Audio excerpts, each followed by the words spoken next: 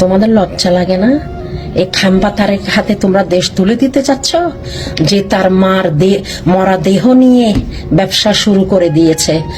আমরা কি ঘাস খাই হসপিটালের মধ্যে? কি আমরা গরুর ঘাস খাই? হ্যাঁ, ঘোড়ার ঘাস খাই?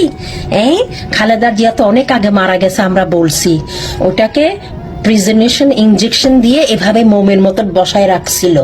কি লাভ হয়েছে? কখন যে মারা গেছে, এই মরদেহ নিয়ে তোমরা ব্যবসা শুরু করে দিছো। এটা গুনাহ হবে না?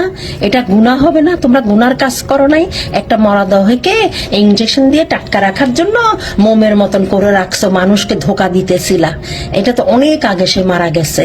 এখন তো ইনজেকশন বাইরে হয়েছে, এখন তো মাটির ভিতরেও দিতে হয় না। এখানে যাদের পয়সা আছে ওরা ডুমের ভিতরে রেখে ইনজেকশন দিয়ে একদম জিন্দা লাশ মনে করবে কি সে শুয়ে আছে, পোকাও ধরবে না, পচবে না, বাস্ট হবে না।